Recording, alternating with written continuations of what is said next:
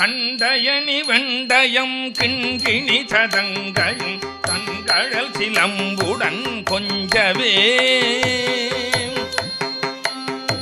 தண்டயணி வெண்டயம் கிண்கிணி சதங்கையும் தங்கழல் சிலம்புடன் கொஞ்சவே.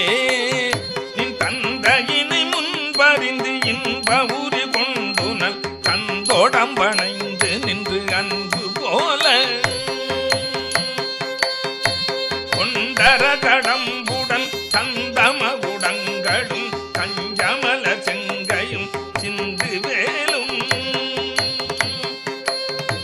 கண்களும் முகங்களும் சந்திர நிறங்களும் கண்குளிர ஜந்தனும் சந்தியாவோ. குண்டரிகரண்டமும் கொண்டபகிரண்டமும் பொங்கியழவங்களம் கொண்டபோது பொன்கிரியன சிறந்து எங்கினின் வளர்ந்தும் குண்டரிக தந்தையும் சிந்தை கூற கொண்டனடம்பலம் செந்திலும் எந்தனும் கொஞ்சி நடனங்கொளும் கந்த வேளை.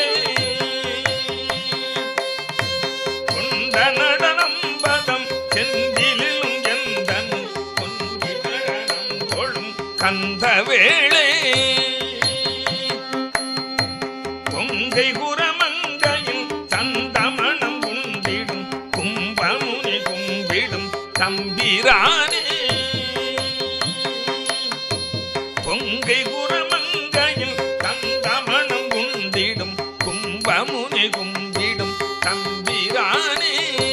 தம்பிரானே தம்பிரானே.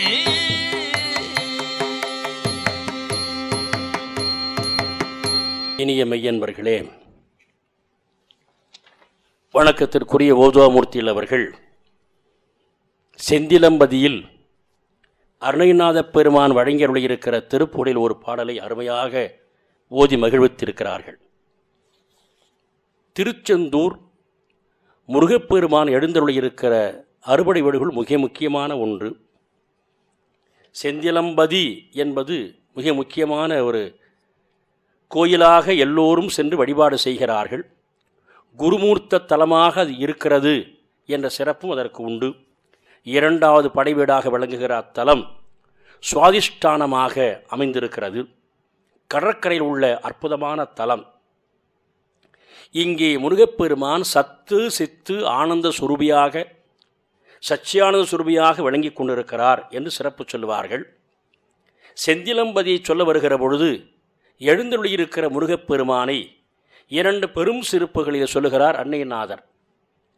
பரம பதமாய செந்தில் என்றும் கைலை மலையணைய செந்தில் என்றும் அருணைநாதர் குறிப்பிடுகிறார். செந்திலம்பதி பரமபதம், பரமபதமாக உயிர்களுக்கு அமைந்திருக்கின்ற அற்புதமான தலம் திருச்செந்தூர் என்றும் திருக்கையிலை மலையணைய செந்தில் என்றும் குறிப்பிடுகிறார். இங்கே 7 பிறவிகளை, அந்த பிறவிகளாகிய கடலை ஏற விடுகின்ற நல் கருணை ஓடக்காரன் என்று முருகப்பெருமானை அருணைநாதர் குறிப்பிட்டு மகிழ்கின்றார். திருச்செந்தூரில் முருகப்பெருமான் சிவபூஜை செய்தருளுகிறார். சூரசம்ஹாரம் நிகழ்ந்த பிறகு அதனுடைய நிலையிலே தாம் சிவபூஜை செய்ய வேண்டும் என்ற நியமத்தில் அவர் செய்து மகிழ்கிறார். அப்படி சிவபூஜை செய்து கொண்டிருக்கும் நேரத்தில் தேவர்கள் முருகப்பெருமானை பார்க்க வேண்டும், தரிசிக்க வேண்டும் என்று வந்து விண்ணப்பம் செய்வதற்காக நிற்கிறார்கள். திருச்செந்திலாண்டவன் சிவபூஜையில் மூழ்கியிருக்கிறார். தேவர்களுடைய உள்ள கிடக்கு அவருக்கு திருவுள்ளத்தில் தேக்கம் தெரிகிறது. உடனே திரும்பி பார்க்கிறார். தம் திருக்கரத்தில் ஒரு பூ வைத்து கொண்டு திரும்பி பார்க்கிறார்.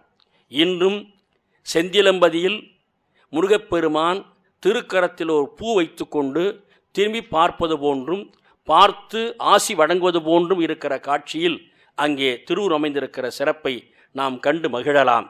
அருணைநாத பெருமானுடைய இந்த பாடலிலே அருணைநாதர் இந்த தலத்து திருப்புகழில் ஒன்றை வேண்டுகிறார். அது என்னவென்றால், நடனக் காட்சி எனக்கு ஒன்று காட்டி மகிழ்விக்க, இளம் குமரனே நீ ஆடுகிற காட்சி நான் பார்க்க விரும்புகிறேன் என்று அருமையாக இந்த பாடலிலே சொல்லி மகிழ்விக்கின்றார். தண்டையணி என்ற அருமையாக தொடங்குகிற இந்த பாடலில் தண்டையணி வெண்டயம் கிண்கிணி சதங்கையும் தன்கடல் சிலம்புடன் கொஞ்சவே நின் தந்தையினை முன்பறிந்து இன்ப உரி கொண்டு நன் சந்தமோடும் அணைந்து நின்று அன்பு போல. முருகப்பெருமான் 6 திருவடி அணிகளை அணிந்திருக்கிறார் என்று குறிப்பிடுகிறார். தண்டை, வெண்டயம், கிண்கிணி, சதங்கை, தன்கடல், சிலம்பு என்று சொல்லப்பட்ட திருவடி அணிகலன்கள் முருகப்பெருமானால் அணியப்பெற்று பெருமை சேர்க்கப்பெற்றன. ஒவ்வொன்றிற்கும் ஒரு சிறப்பு உண்டு. தண்டை என்பது வீரல் அணிகின்ற ஒரு ஆபரணம். வெண்டயம் என்பது திருவடியில் அணிகின்ற இன்னொரு பிரிதொரு ஆபரணம், அது ஒலி எழுப்பும். கிண்கிணி என்பது இடையில் கட்டும் திருவாபரணம். சதங்கை என்பது திருவடியிலும் இடையிலும் கட்டுகின்ற அணி. கடல் என்பது வீரர்கள் திருவடியில் அணிந்து கொள்ளுகிற ஒரு அணி. சிலம்பு என்பது வீரர்களும் கற்புடை மாதர்கள் அணிகின்ற ஒரு நல்ல அணி என்று சிறப்புகளை எல்லாம் சொல்லி முருகப்பெருமானை பார்த்து, உன் தந்தையார் நீ இளம்புராயத்து பிள்ளையாக இருந்த காலத்தில் நீ ஆடி நடனத்தைக் கண்டு மகிழ்ந்தார்கள். தந்தையினை முன்பறிந்து இன்ப உரி கொண்டு நன் சந்தோடம் அணைந்து நின்று அன்பு போல. பொதுவாகவே பெற்றோர்களுக்கு தன் குழந்தை நடந்து வருவதே நடனம் போல தோன்றும்.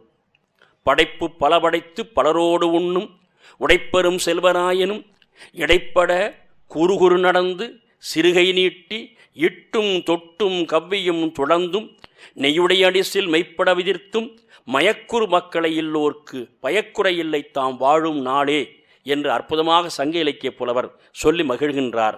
ஒரு குழந்தை, இளம்புராயத்து குழந்தை, கழுத்தில் ஒரு சங்கிலி போட்டுக்கொண்டு இடுப்பிலே ஒரு கரிய நிறமுடைய ஒரு ஆடை அணிந்து கொண்டு நல்ல பூக்களை சூடிக்கொண்டு காலிலே சதங்கை அணிந்து கொண்டு தட்டு தடுமாறி வருகிற காட்சியை பார்க்கிற பொழுது மயங்காத உள்ளம் கூட மயங்கிவிடும். அதைத்தான் சொல்லுகிறார். குறுகுறு நடந்து என்றால் அது அடியெடுத்து வைக்கின்ற அந்த ஸ்டெப்ஸினுடைய அமைப்பை சொல்லுகிறார். குறுகுறு நடந்து சிறுகை நீட்டி இட்டும் தொட்டும் கவ்வியும் தொடர்ந்தும் என்று. அதுபோன்று முருகப்பெருமான் இளம்புராயத்தில் பாலகராக இருந்த பொழுது அவர் நடந்து வந்த காட்சியையும் அவர் ஓடி வந்த காட்சியையும் அவர் அவ்வப்பொழுது நாட்டியமாடியிருக்கிற காட்சியும் பார்த்து மகிழ்ந்த பெருமான் என்று தம் தந்தையினுடைய சிறப்பை சொல்லி, அதுபோன்ற அமைப்போடு கூடியிருக்கிற நடனத்தை அடியேன் காணும்படியாக செந்திலம்பதியில் எனக்கு காட்சி கொடுத்து அருளுக முருகப்பெருமானே செந்தில்வாழ் வள்ளலே என்ற விண்ணப்பத்தை இந்த திருப்புள் சொல்லி மகிழ்ந்திருக்கிறார் அருணைநாத பெருமான் என்று கூறி நிறைவு செய்து கொள்கிறேன்.